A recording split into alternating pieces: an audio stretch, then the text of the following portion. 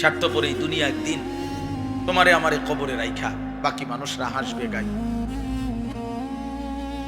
বাকি মানুষরা দুনিয়া বুক করবে, আমারে শুধু কবরে রাইখা, আপনাকে শুধু কবরে রাইখা। এটাই বাস্তবতা। হযরত আবু বকর সিদ্দিক রাদিয়াল্লাহু তাআলা আনহু তিনি প্রত্যেক দিন বলতেন, কুল্লু মুরিইন মুসাব্বাহুন ফি আহলিহি ওয়াল মাউতু আদনা মিন শিরাকি না'লিহি। হযরত আবু বকর সিদ্দিক রাদিয়াল্লাহু তাআলা বলতেন, হায় মানুষ তার বিবি বাচ্চা পরিবার নিয়ে কি সুখে দিন যাপন করছে, অথচ সে যদি জানতো যে মৃত্যু তার জুতার স্যান্ডেলের চাইতেও কাছে, তার স্যান্ডেলের ফিতার চাইতেও মৃত্যু কাছে। হযরত আবু বকর সিদ্দিক এটা।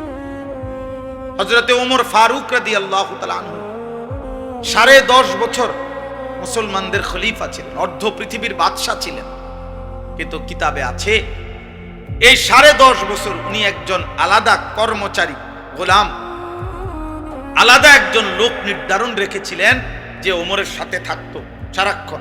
আর থাইকে তার চাকরি, তার ডিউটি, একটা কাজ শুধু ছিল তার। কিতাবে আছে ওই লোকটা কিছুক্ষণ পর পর তার শুধু ডিউটি ছিল, সে শুধু মনে করায় দিত, ওমর দুনিয়ার মধ্যে দিল লাগাইও না, কবর তোমার